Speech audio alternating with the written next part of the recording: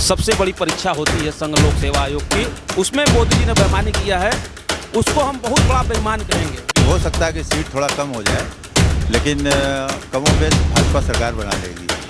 जो भी देश को बढ़ाने का काम करेगा हम उसके साथ हैं। अगर ये कोई दूसरी पार्टी भी करेगी तब भी उसके साथ भी हमें। भाई पढ़े लिखे युवा बेरोजगार अब जान गए हैं कि हमारा संरक्षण कहाँ है, हमारी नौकरी कहाँ है, हमारी व्यवस्था कहाँ है, इसलिए वो परिवर्तन के पक्ष में है और इस समय योगी सरकार को परिवर्तन को कर रहे हैं।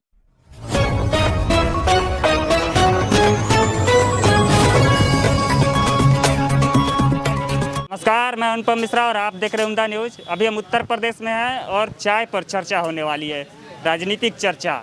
आइए लोग मौजूद हैं यहाँ पे, उनसे बात करते हैं। क्या नाम है सर? संजय यादव। क्या लगता है इस बार किसकी सरकार आएगी? इस बार तो समाजवादी पार्टी सरकार आएगी।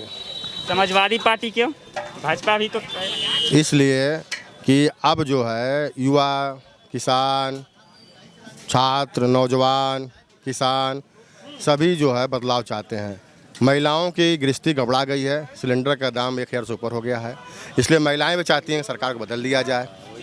किसानों का आय दोगुनी करने की बात हुई थी, लेकिन किसानों को आय दोगुनी नहीं हुई और खुद किसान जो है 1 साल तक लगातार धरने में बैठे रहे और वापस आए, फिर भी उनको जो है फिर भी उनको पूरा न्याय नहीं मिल पाया, इसलिए किसान भी बदलने के मूड में बैठा हुआ है। आप क्या कह रहे हैं चाचा, किसकी सरकार आ रही है इस बार उत्तर प्रदेश में? हमारे हिसाब से तो भाजपा की सरकार बनेगी।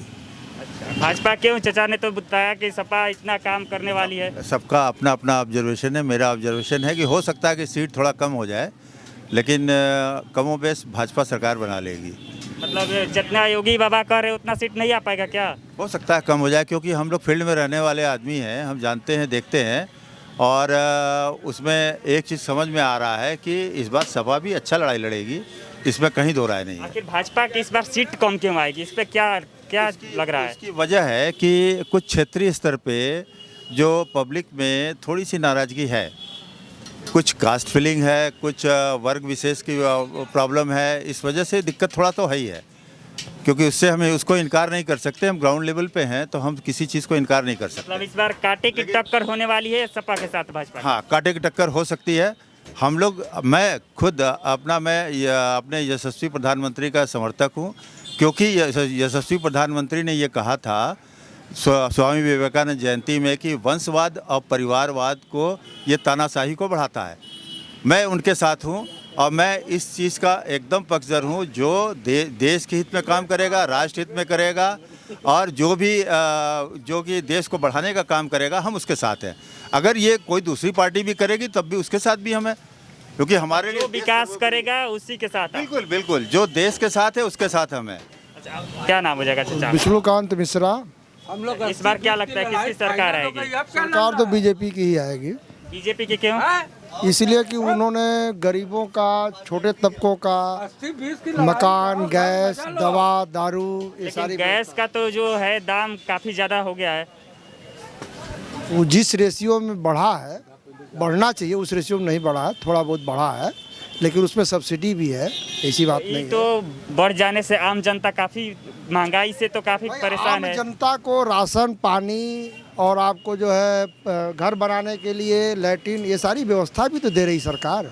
और उसमें आप ये देखिए कि कितनी बड़ी जो है आपदा से अभी चल रही है सरकार हमारी। भाई पूरे देश में, पूरे विश्व में आपदा है कोरोना का, तो इस परिस्थिति में हमारे देश में मुफ्त में वैक्सीन भी लगाई जा रही है।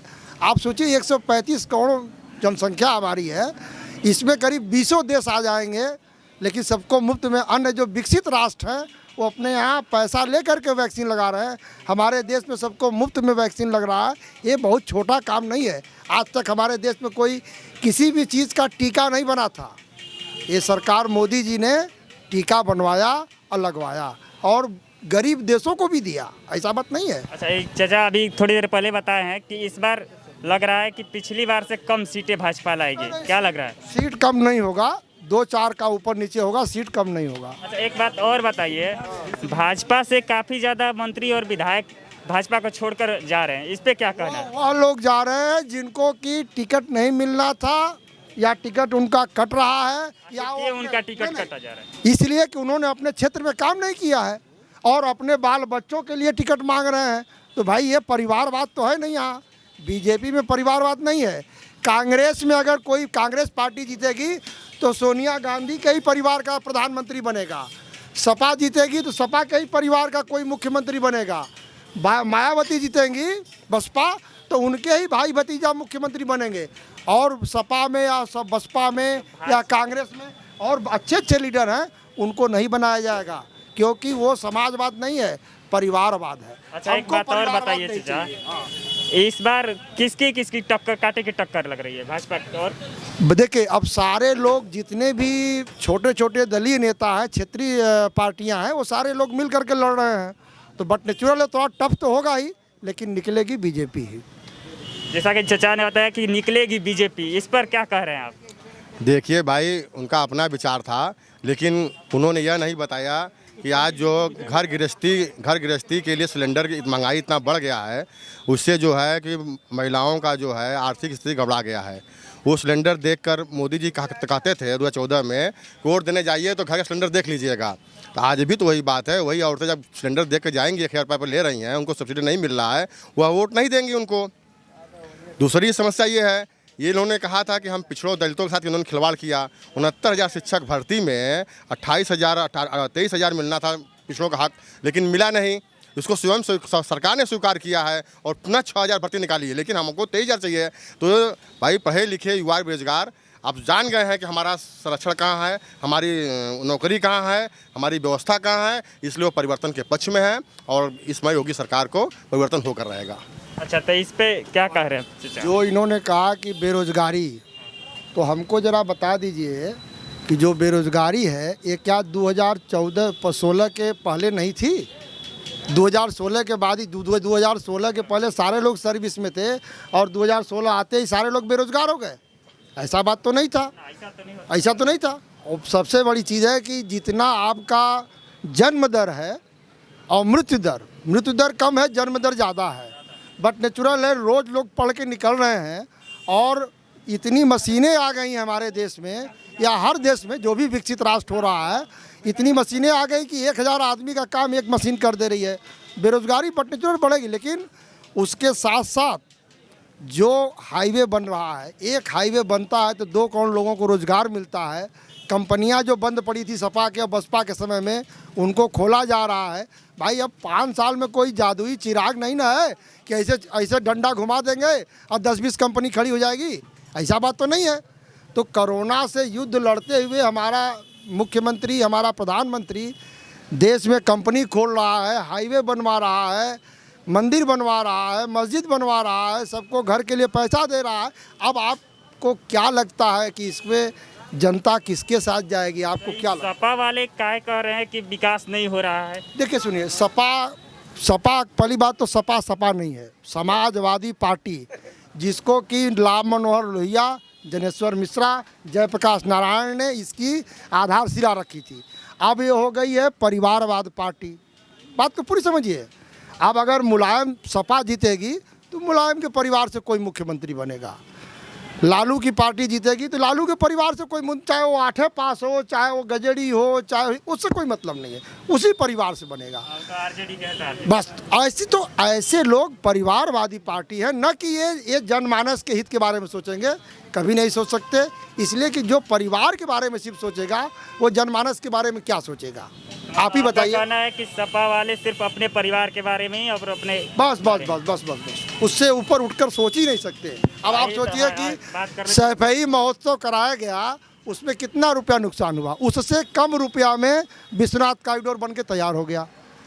आप बताइए, एक महोत्सव आप करा रहे हैं जो कि एक पूर्वी उत्तर प्रदेश के पश्चिमी एरिया में होता है, जबकि उत्तर प्रदेश की पूरी जनता उससे अनभिज्ञ है, उस महोत्सव में शामिल नहीं हुआ। लेकिन उस 400-500 करोड़ रुपया वहाँ खर्च कर देना, 4,000-5,000 करोड़ रुपया खर्च कर देना और 339 करोड़ में विश्वनाथ कॉरिडोर बन गया और 300-400 करोड़ रुपया वहाँ सैफई महोत्सव कराएं। हमारे देश की जनता अगर गरीब है, जनता कह रही थी हाँ। कि सपा जब था तो पुलिस में भर्ती काफी ज्यादा हुआ था, लेकिन बीजेपी सरकार आई तो पुलिस में भर्ती कम हुआ, इससे क्या? ऐसा है कि पुलिस में भर्ती आज भी हो रहा है। यूपी PCS की रिजल्ट आप देख लीजिए, उनके समय का आज का देख लीजिए, तो दोनों में बहुत अंतर है। पुलिस में भर्ती होता है लेकिन किसी विशेष वर्ग का होता है, सभी वर्गों का नहीं होता है उनके समय में। भाजपा का सपा का सरकार जब था तो केवल ये विशेष जाति का हो रहा था। नहीं, भाजपा में सभी वर्गों का हो रहा है। सपा का जो था, सिख हो, ईसाई हो, सबका हो रहा है। सपा का सरकार में सिर्फ एक सपा के विशेष सरकार जाति में का। सिर्फ जो है एक विशेष वर्ग का होता था बस। अच्छा ठीक है सर, जैसा कि सर ने बताया कि जब सपा का सरकार था तो सिर्फ एक विशेष जाति की ही भर्ती हो रही थी पुलिस में, इस पे क्या कारण? देखिए, अभी हमारे देश के प्रधानमंत्री जो हैं कहते हैं कि हम पिछड़े हैं, ठीक। अभी 36 IAS का जो है इंटरव्यू के आधार पे एक जाति के लोगों को, सिर्फ एक ही वर्ग के लोगों को पीछे के दरवाजे से IAS बना दिए।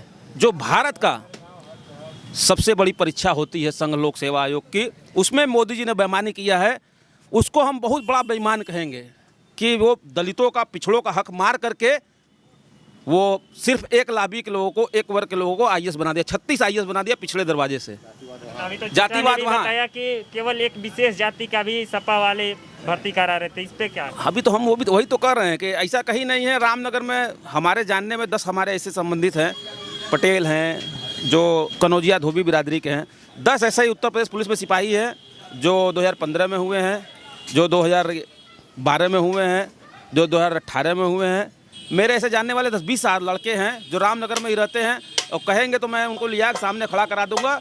वो कोई यादव नहीं है, वो सब कोई धोबी है, कोई सोनकर है, कोई पटेल है, कोई मौर्य है। अच्छा, एक बात और कोई बता ब्राह्मण दीजिए, है। सपा इस बार क्यों आएगी? सपा इस बार जो है इनके विनाशकारी, जो ये लोग दलितों, पिछड़ों, मुसलमानों, अल्पसंख्यकों का जो ये लोग हिस्सा खाए हैं 69,000 शिक्षक भर्ती में, सिर्फ एक वर्ग के लोगों को 19,000 जो सिर्फ अपने जाति के लोगों को योगी जी ने भर दिया।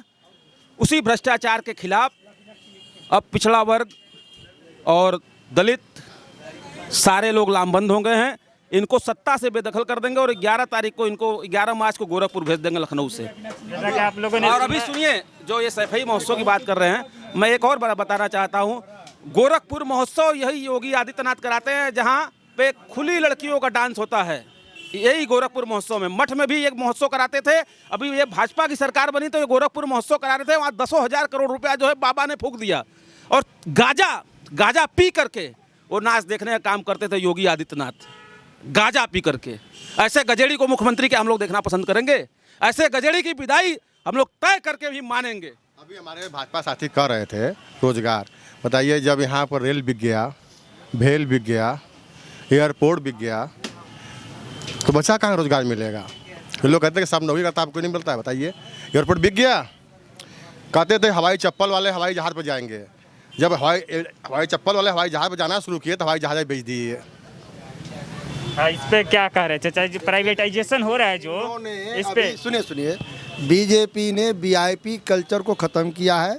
आप भारत रत्न, ये जितने भी अवार्डेड होते हैं, राष्ट्रपति जो अवार्ड देते हैं, प्रधानमंत्री अवार्ड देते हैं, देख लीजिए इस बार अवार्ड लेने के लिए बिना चप्पल की महिला पहुंची थी। ये यही बात है जो उन्होंने कहा, वही बात है। अब तक VIPों को सिर्फ मिलता था, अब ये VIP कल्चर को ख़त्म कर दिए। गरीबों को अवार्ड मिल रहा है, गरीबों को भारत रत्न मिल रहा है, गरीबों को जो है सारी फैसिलिटी मिल रही है। हमें वैसा ही सरकार चाहिए जो गरीबों के हित के बारे में सोचे, समझ गए?